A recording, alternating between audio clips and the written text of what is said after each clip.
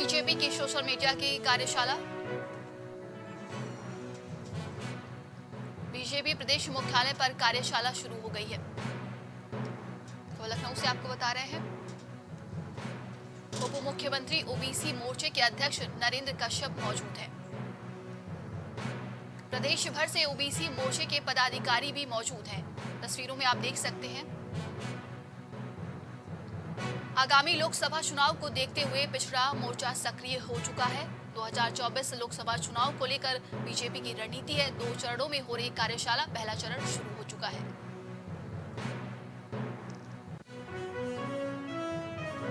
बता दें कि बीजेपी की सोशल मीडिया की कार्यशाला में आज अहम बैठकें चल रही हैं। का है वह अपने आप में अभूतपूर्व है और पंडित दीनदयाल उपाध्याय जी के विचारों को चाहे वो नीतीश कुमार जी हों और चाहे किसी भी दल का कोई नेता हो, भाजपा तो हम उनकी पूजा करते हैं। वो हमारे आइडियल हैं, हमारे आदर्श हैं और उनके बताए रास्ते पर पार्टी और सरकार काम भी करती है। लेकिन कोई दूसरे दल के लोग अगर आ रहे हैं तो उनका वो भी पंडित जी की जयंती पर उनका धन्यवाद है।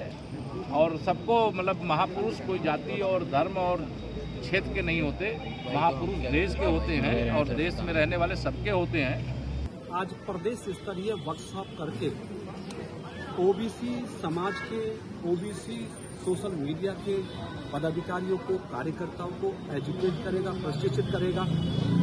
क्योंकि ओबीसी मोर्चे का लक्ष्य है कि केंद्र और प्रदेश सरकार की योजनाओं को हर ओबीसी समाज के घर तक पहुंचाना। भारतीय जनता पार्टी का विचार सबका साथ, सबके विकास को के साथ ओबीसी समाज को जोड़ना।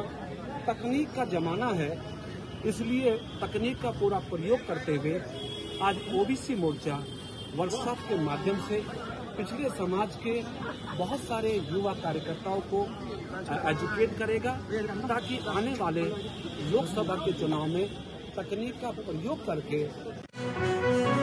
ज्यादा अपडेट के साथ सहयोगी विभांशु जुड़ चुके हैं। विभांशु, बीजेपी सोशल मीडिया कार्यशाला की आज बैठक चल रही है, ओबीसी मोर्चा अहम की भी बैठक चल रही है, क्या कुछ अपडेट है इस पूरे मामले को लेकर?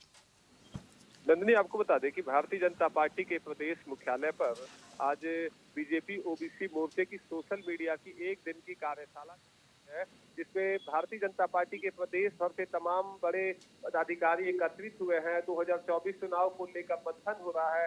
अगर बात की जाए तो सूबे के उप मुख्यमंत्री केशव प्रसाद मौर्य और ओबीसी मोर्चे के प्रदेश अध्यक्ष नरेंद्र कश्यप, साथ ही ओबीसी मोर्चे के प्रदेश महामंत्री रामचंद्र प्रधान समेत तमाम बड़े नेता मौजूद हैं। 2024 चुनाव को लेकर मंथन हो रहा है और आने वाले दिनों में ओबीसी मोर्चा अपने, अगर बात की जाए तो एक लोकसभा क्षेत्र में लगभग 20,000 ओबीसी मोर्चा के वॉलंटियर्स को तैयार करेगी। और बात की जाए तो लगभग प्रदेश भर में 2 लाख ओबीसी मोर्चे के पदाधिकारियों को जिम्मेदारी मिलनी है। सोशल मीडिया के माध्यम से ये तमाम पदाधिकारी केंद्र सरकार और राज्य सरकार की नीतियों को जन जन तक पहुंचाएंगे। खास करके ओबीसी समाज के अंदर में जो तमाम प्रदेश और राज्य सरकार के द्वारा कार्य किए गए हैं उसकी बखान करते हुए नजर आएंगे।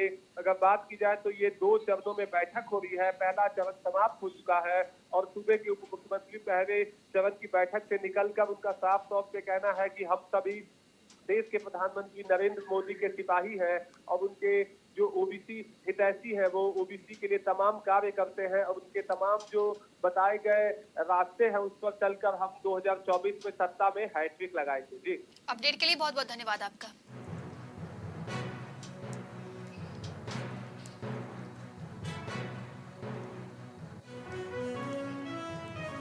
बुलंदशहर में बुनियादी साक्षर परीक्षा में बैठे बुजुर्ग। खबर बुलंदशहर से है। परीक्षा में शामिल हुए थे 2490 परीक्षार्थी। बता दें कि बुजुर्ग घर से ले रही थी बुनियादी साक्षरता ज्ञान। तो साक्षरता ज्ञान बुनियादी का परीक्षा था। पहली बार परीक्षा में बैठी बुजुर्ग सलीमन बेगम। सदर तहसील के गांव चावली का ये पूरा मामला है। तो बता दें कि बुलंदशहर में बुनियादी साक्षर परीक्षा में बुजुर्ग बैठी। परीक्षा में शामिल हुए थे 2490 परीक्षार्थी। ज्यादा जानकारी जानकारी के साथ संवाददाता इकराम जुड़ चुके हैं। इकराम, बताया जा रहा है कि बुलंदशहर में साक्षर बुजुर्ग परीक्षा कराई गई थी, जिसमें बुजुर्ग भी लोग शामिल हुए थे। क्या कुछ अपडेट है इस पूरे मामले को लेकर? बिल्कुल, देखिए बुलंदशहर से बहुत ही सराहनीय कहें और हौसला सहित इस कार्य को कहें तो कहना गलत नहीं होगा।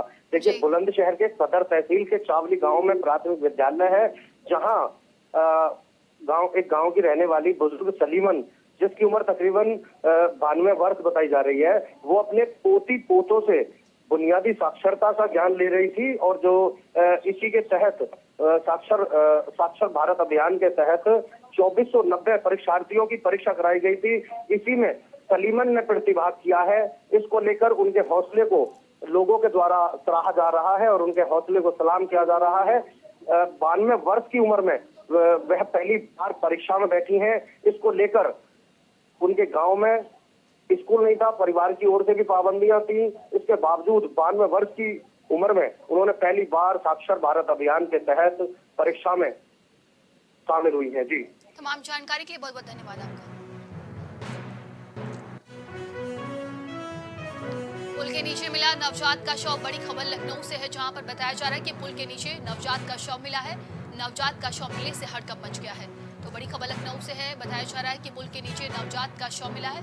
नवजात का शव मिलने से हड़कंप मच गया। पुल के नीचे शव मिलने से राहगीरों का लगा जमावड़ा। मौके पर पहुंची पुलिस ने शव को पोस्टमार्टम हाउस के लिए भेज दिया है। तो खबर लखनऊ से है, जहां पर पुल के नीचे नवजात का शव मिला है। चौक थाना क्षेत्र स्थित कुड़िया घाट का ये पूरा मामला बताया जा रहा है। ज्यादा जानकारी के साथ संवाददाता कलीम जुड़ चुके हैं। कलीम, बताया जा रहा है कि कुड़िया घाट के पुल के पास नवजात का शव मिला है, जिसके बाद पुलिस ने उसे पोस्टमार्टम हाउस के लिए भी भेज दिया। क्या कुछ अधिक जानकारी है? देखिए नंदनी जी, जिस तरीके से बात की जाए, जो कुड़िया घाट का पुल है, पुल के पास किनारे जो है एक पन्नी से लिपटा हुआ बोरी के अंदर एक नवजात का शव पड़ा हुआ था।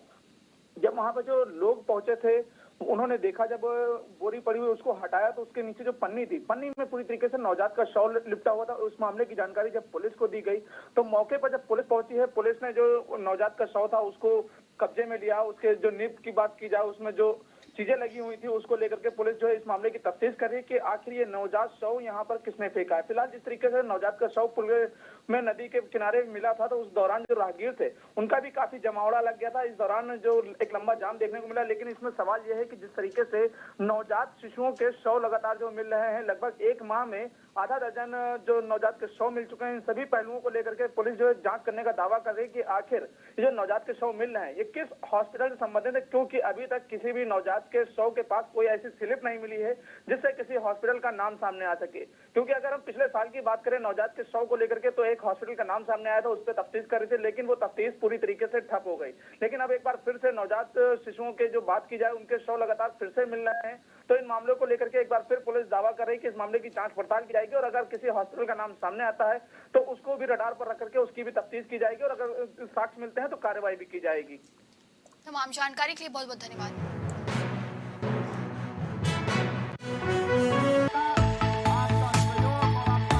कुछ भाव पुष्प।